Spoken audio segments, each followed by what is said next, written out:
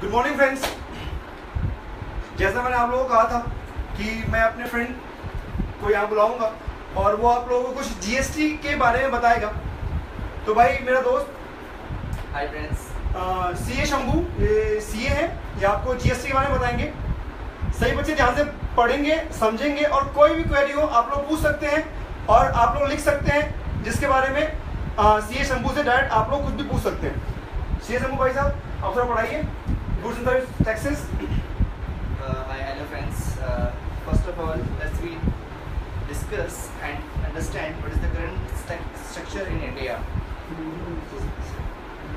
अभी इंडिया में क्या टैक्स स्ट्रक्चर है वो हमें पहले समझने की ज़रूरत है। इससे पहले कि हम जीएसटी की तरफ जाएँ, उसकी नीड क्या थी जीएसटी की, अभी क्या टैक्स स्ट्रक्चर्स इंडिया में हैं, तो क्या चेंज करने की ज़रूरत पड़ी, इन सबको मद्देनजर रखते हुए हम लोग आज जीएसटी पढ़ेंगे। तो first of all I just introduce कि पहले इंडिया में क्या टैक्स स्ट्रक्चर है। इंडिया में दो तरीके के टैक्सेस हैं, एक one is direct tax and the second is indirect tax. So in tax there are two components, one is direct tax and the second is indirect tax.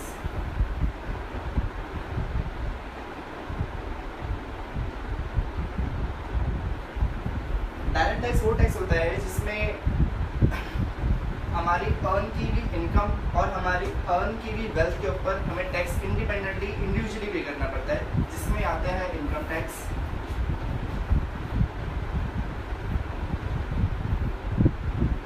और wealth tax.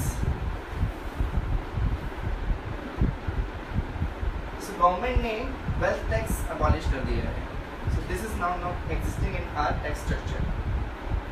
इसके अलावा हमारे इनडायरेक्ट टैक्स के अंदर जो indirect taxes आते हैं, सबसे पहले इनडायरेक्ट टैक्स समझिए। इनडायरेक्ट टैक्स होता क्या है? इनडायरेक्ट टैक्स वो होता है जो कि डायरेक्टली ना पे करके इनडायरेक्टली हमें पे करना पड़ता है। लेट्स टेक एन एग्जांपल कि अगर आप कोई भी प्रोडक्ट परचेज करते हैं, आपने उसे एमआरपी पे परचेज किया। लेट्स सपोज यू हैव बायड अ फोन जिस पे आपने वेट पे किया। सो उस वैट के पीछे भी कुछ टैक्सेस हैं जो कि हमें नहीं पता होते हैं, लेकिन वो अल्टीमेटली हमसे लिए जाते हैं। सो इनडायरेक्ट टैक्सेस के अंदर होते हैं कुछ टैक्सेस जो हैं custom, excise and VAT. These are the three major taxes which is covered under the indirect taxes, जो हमें इनडायरेक्टली पे करने होते हैं। जो जीएसटी आ रहा है वो सिर्फ और सिर्फ इनडायरेक्ट टैक्सेस के लिए इंट्रोड्यूस होता है। सो इस पार्ट को एज इट इज रखते हुए गवर्नमेंट ने इनडायरेक्ट टैक्सेस को रिप्लेस करने के लिए इसकी जगह पर एक टैक्स लेके आया जिसका नाम है goods and services tax. And why goods and services tax? Why goods and services? Because the custom, first of all, we have to understand what are these taxes? Custom, excise, and VAT.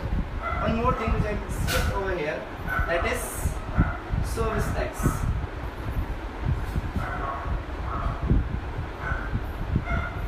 So, in the current scenario, these three taxes are levied on goods and this is, जैसे कि इसके नाम से clear है, service tax, so this is levied on service tax, services. Therefore, just to merge these all taxes into one tax, they have introduced goods and service tax. So therefore, now in place of all these taxes and some other taxes, there will be only one tax, which will be goods and service tax.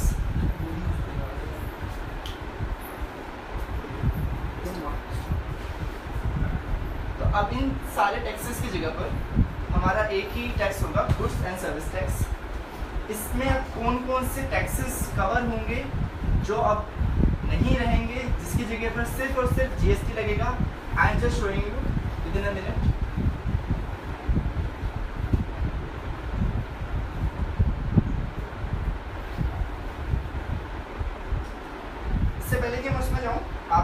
अब आने वाला structure क्या होगा India का, वो मैं आपको समझा देता हूँ। टैक्स स्ट्रक्चर में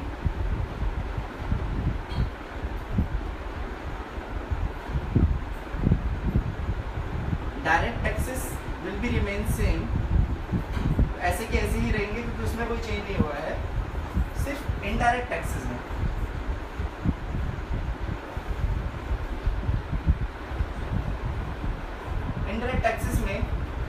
टैक्स जो कि अब जीएसटी है उसको किन पार्ट्स में डिवाइड किया गया है वो हम यहाँ पे समझेंगे। इस टैक्स को अब दो पार्ट्स में दो तरीके से समझा जा सकता है। The first is intrastate. इसका मतलब है कि जो गुड्स और सर्विसेज एक ही स्टेट के अंदर प्रोवाइड की जा रही है, जहाँ पर सर्विस प्रोवाइड करने वाला और सर्विस रिसीव करने वाला, या गुड्स बेचने वाला और गुड्स खरीदने वाला दोनों ही सेम स्टेट एक ही राज्य में हो, कोई भी वस्तु कोई भी गुड्स, तो उस केस में हमारे यहाँ पर जीएसटी लगेगा। दूसरा है इंटरस्टेट। इंटरस्टेट का मतलब है कि जहाँ पर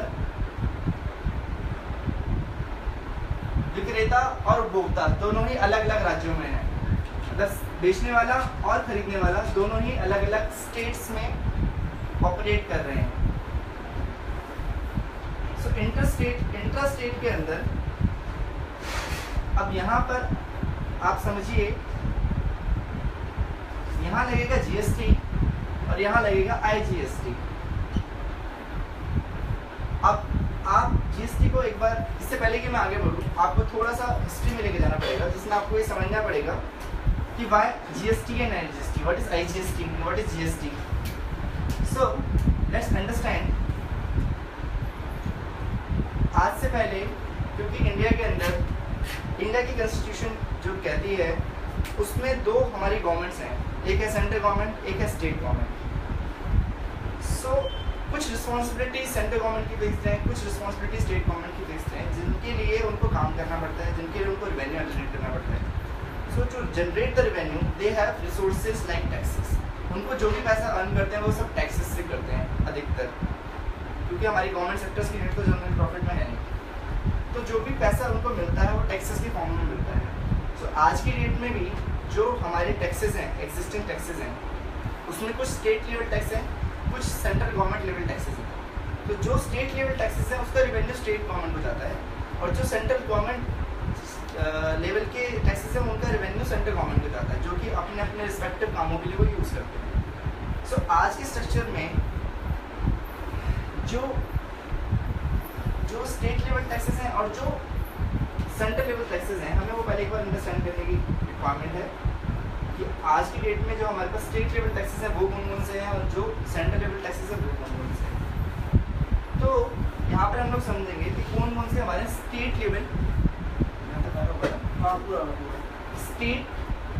लेवल के टैक्सेस कौन कौन से हैं। तो स्टेट लेवल में जो हमारे पास टैक्सेस हैं यहाँ पर, उसमें से एक है वैट, जो आप सभी जानते हो कि वैट हमें हर किसी भी गुड्स को परचेज करते हैं उस पर देना पड़ता है। एंट्री टैक्स जो स्टेट लगाती है, कोई भी व्हीकल एंटर करता है किसी स्टेट के अंदर।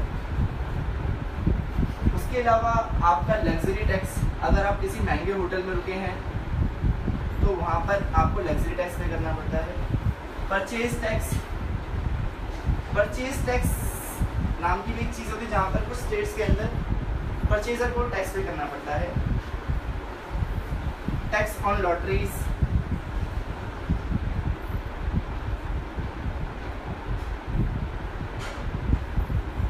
उसके अलावा कुछ और अदर टैक्सेस हैं, जिसमें से एक टैक्स है एंटरटेनमेंट टैक्स। इस टैक्स के बारे में अक्सर आपने सुना होगा और आप लोग पे भी करते हैं। अगर आप कोई मूवी देखने जाते हैं तो उस पर एंटरटेनमेंट टैक्स लगता है। तो ये सारे स्टेट लेवल टैक्सेस हैं कुछ, जिनसे अभी तक स्टेट को रेवेन्यू मिलता था, बट अब ये सारे टैक्सेस खत्म हो जाएंगे। तो ये सारे टैक्सेस खत्म होके जो टैक्सेस में कन्वर्ट होगा उसका नाम होगा जीएसटी। बट क्योंकि एक स्टेट का जीएसटी होगा इसलिए इसके आगे लगेगा S, that means state GST. तो ये जितने भी स्टेट लेवल के टैक्सेस हैं that will be merge into the GST which will be called SGST. तो इन सारे टैक्सेस को रिप्लेस करेगा SGST. Now come to the central level taxes.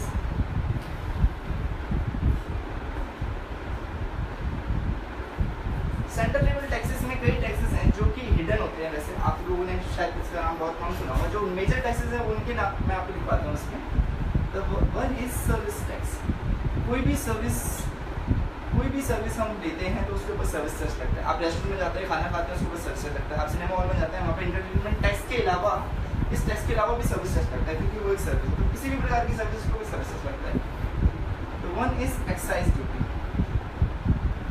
Excise duty जो है वो मैन्युफैक्चरिंग पे लगती है, कोई भी प्रोडक्ट को बनाने में, जो कि मैन्युफैक्चरिंग की डेफिनेशन में कवर होता है, उसके ऊपर एक्साइज ड्यूटी लगती है। Third is custom duty. Custom duty जो है वो अगर आपको इंडिया से बाहर से कोई चीज़ परचेज करते हैं, जिसे इंपोर्ट कहते हैं, तो अगर आपको इंपोर्ट करते हैं तो उसके ऊपर आपको कस्टम ड्यूटी पे करनी पड़ती है। Fourth is central sales tax which is called CST. Actually ये सीएसटी जो है वैट के साथ लगता है। कोई भी सेल ऑफ प्रोडक्ट के ऊपर आप एक स्टेट से दूसरे स्टेट में करते हैं तो उस पर सीएसटी लगता है, सेंट्रल सेल्स टैक्स, जिसे कहते हैं सेंट्रल सेल्स टैक्स। तो सेंट्रल सेल्स टैक्स जो है सेंट्रल लेवल का वो है। इसके अलावा है SAD which is called special additional duty. अगर गवर्नमेंट किसी चीज़ के ऊपर एडिशनल ड्यूटी लगाना चाहे तो वो लगा सकती है। ये एक्चुअली इन्फ्लेशन वगैरह कंट्रोल करने के लिए होता है कई बार। CVD which is countervailing duty, ये हमारी इंपोर्ट पे लगती है। अगर हम कोई चीज़ इंपोर्ट करते हैं तो ये वैट की जगह पे सेंट्रल गवर्नमेंट टैक्स लगाती है, विच इज कॉल्ड सीवीडी। तो ये सारे मेजर सेंट्रल लेवल टैक्सेस हैं जो कि अभी तक सेंट्रल गवर्नमेंट कलेक्ट करती थी। अब इन सबको रिप्लेस करता हुआ एक टैक्स आएगा जो कि again which is a GST, but because it is for a centre, now this will be central GST and will be called CGST. So हमारे जीएसटी के हमने दो पार्ट पढ़े कि जो स्टेट लेवल टैक्सेस को रिप्लेस कर रहा है दैट इज एसजीएसटी, और जो सेंट्रल लेवल टैक्सेस को रिप्लेस कर रहा है दैट इज सीजीएसटी। चलो अगर यहाँ तक की अगर वो कहानी समझ में आ भी गई ना, तो क्वेश्चन है व्हाट इज दिस आईजीएसटी, अभी ये क्या नहीं बोला है। सो उसको समझने के लिए हमें थोड़ा सा और करना पड़ेगा। जो करंट स्ट्रक्चर जीएसटी का एग्री हुआ, जो हमारे कॉन्स्टिट्यूशन ने बिल पास किया, वो कुछ इस तरीके से पास हुआ। हमारे जीएसटी के अंदर दो टैक्स माने गए, जैसे मैंने यहाँ पे आपको बताया। अब इंटरस्टेट के अंदर एक हमने जो इंटरस्टेट सेल है, जो within the state sale है, उसके अंदर हमने जीएसटी को पढ़ा। इसके हमारे दो पार्ट होंगे, सीजीएसटी एंड एसजीएसटी। अभी सीजीएसटी और एसजीएसटी क्यों? जैसे कि मैंने ऊपर समझाया आपको कि हमारे टैक्सेस के दो पार्ट होते हैं, एक सेंट्रल गवर्नमेंट को मिलता था, एक स्टेट गवर्नमेंट को मिलता था। सो अब इस टैक्स का बंटवारा कैसे हो?